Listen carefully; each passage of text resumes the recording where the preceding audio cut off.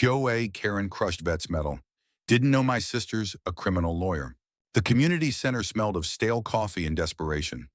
The kind of place where small-town grudges festered like mold in forgotten corners. Karen strutted in, her purse swinging like a weapon, her voice already slicing through the hum of conversation. "This meeting better not waste my time," she declared, loud enough for every head to turn. It was supposed to be a simple HOA gathering discussing mailbox regulations, maybe a new playground.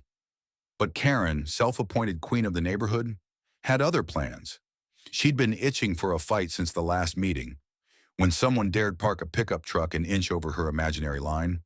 Today, her target was Tom, a quiet veteran who'd moved into the cul-de-sac 6 months ago. Tom, with his faded army jacket and a limp he never explained, kept to himself. But Karen didn't trust his type, too reserved, too private. She'd decided he was hiding something, and she was going to expose him. The room buzzed as neighbors shuffled in, clutching agendas and lukewarm coffee. Tom sat near the back, his hands folded over a small wooden box. Karen zeroed in on him like a hawk spotting a field mouse. "What's that you've got there?" "Tom," she called out, her voice dripping with accusation. Heads turned, Tom's jaw tightened, but he didn't answer. That only fueled her, hiding something. "Are we?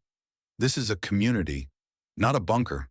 Tom's eyes flickered with something anger, maybe pain, but he stayed silent. Karen, emboldened, marched over and snatched the box from his hands. The room gasped. "Let's see what's so precious," she sneered, flipping it open. Inside was a purple heart, its ribbon frayed but proud. Karen's face twisted. "This you're parading around with some old metal like you're a hero for all we know. You bought this at a pawn shop." The air in the room thickened. Tom's voice, low and steady, cut through. "That's my brother's. He died in Fallujah." The words landed like a grenade, but Karen didn't flinch. She laughed a sharp, ugly sound. "Oh, please, spare us the sob story." Then, in a moment that froze everyone, she slammed the box shut, crushing the metal's pin under her manicured grip.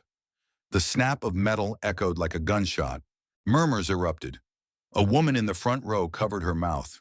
Tom's face went pale, his hands shaking as he reached for the broken pieces. Karen tossed the box back at him. "If it's so important, maybe you shouldn't leave it lying around." She turned to the crowd, expecting applause, but found only stunned silence. I sat in the corner, my stomach churning. I'd only come to this meeting because my sister, Lena, asked me to. Lena, a criminal lawyer with a reputation for dismantling liars in court, had warned me about Karen's antics. "She's a bully," Lena had said over coffee that morning, "but she's not untouchable." I hadn't planned to get involved, but watching Karen humiliate Tom, something snapped inside me. I glanced at my phone, texting Lena, "Get here. Now." The meeting spiraled. Karen, sensing the room's discomfort, doubled down. "This neighborhood's going downhill," she ranted, pacing like a prosecutor. "People like him," she jabbed a finger at Tom, "think they can just waltz in and do whatever they want. No respect for rules." She started listing grievances: Tom's unmowed lawn, his suspicious late-night walks, the way he didn't smile at her when she waved. Each word was a dart, and Tom, still clutching the broken metal, seemed to shrink. Then came the twist. The door swung open, and in walked Mrs. Delaney, the 80-year-old widow from down the street. She rarely attended these meetings, her arthritis made it hard, but today, she shuffled in with a manila folder. "Karen," she said, her voice trembling but firm, "you need to stop." The room hushed. "Mrs. Delaney held up a photo, her hands shaking. "This is my grandson, Danny. He served with Tom's brother. I was there when Tom got that medal from Danny's mom after the funeral." "You have no right." Karen's face twitched, but she recovered fast. "Oh, come on, Margaret. You're too old to know what's what. That doesn't prove anything." The crowd shifted uncomfortably. "Mrs. Delaney's eyes welled up, but she didn't back down. "You're a disgrace," she whispered, loud enough for everyone to hear. Karen's smirk faltered, but she wasn't done. She turned back to Tom, her voice rising. "If you're such a saint, why's your yard a mess? Why do you skulk around at night?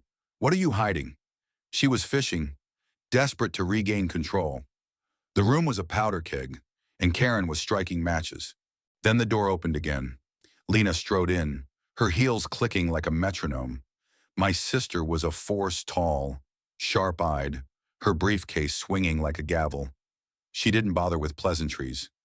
"Karen," she said, her voice calm but lethal, "you just committed a crime in front of 30 witnesses." The room froze. Karen blinked, her mouth half open. Lena didn't pause. "Destruction of property.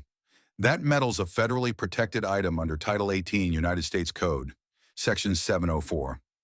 You broke it, knowingly, on public record." She gestured to the community center's security camera, its red light blinking in the corner. "And that's not even touching on the defamation you've been spewing for the last 10 minutes. Karen laughed, but it was hollow. "You're bluffing. It's just a stupid medal." Lena's smile was a blade. "A stupid medal.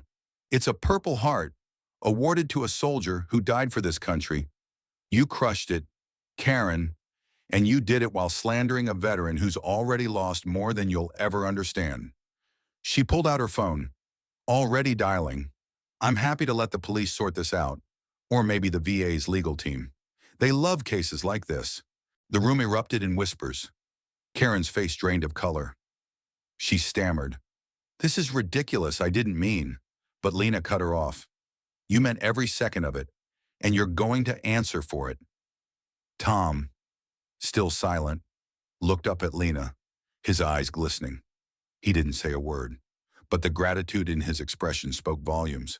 Karen tried to rally. "You can't prove anything. This is my neighborhood," but the crowd wasn't hers anymore. People were standing now, some shaking their heads, others murmuring support for Tom. Mrs. Delaney, still clutching her photo, stepped closer. "You've bullied us for years, Karen.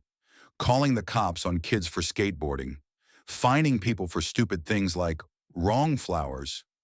This ends now." Lena took over, her voice rising with controlled fury. "Here's how this works, Karen. You're looking at fines, maybe jail time. But more than that, you're done here. You don't get to terrorize people anymore." She turned to the crowd. "Who's tired of this? Who's ready to file complaints with the HOA board?" Hands shot up, dozens of them. Karen's reign was crumbling, and she knew it. The meeting dissolved into chaos, but it was a righteous kind. Neighbors surrounded Tom, offering apologies, handshakes, even hugs. Karen tried to slip out, but Lena blocked her path. "Not so fast. We're not done." She handed Karen a business card. "My office. Tomorrow. Bring a lawyer if you can afford one." By the next week, the fallout was seismic. Karen faced a misdemeanor charge for destroying the metal, plus a civil suit from Tom for emotional distress. The HOA board, under pressure from the community, stripped her of her position. Lena made sure every neighbor knew their rights, holding a free legal clinic in the same community center. Tom's lawn was mowed by volunteers, and Mrs. Delaney baked him her famous pecan pie. Karen's house went up for sale a month later. Rumor had it she moved to a condo across town, where she kept her curtains drawn and her mouth shut. Tom, meanwhile, started coming to meetings again, the wooden box repaired, the metal pieces carefully preserved. He didn't talk much, but when he did, people listened. The neighborhood wasn't perfect after that. People still argued about mailboxes and parking, but something had shifted. The air felt lighter, like a storm had passed. And every time someone got too loud, too pushy, someone else would mutter, "Don't pull a Karen." It became a warning, a reminder that actions have consequences. What do you think, was Karen's punishment fair? Or did she deserve worse?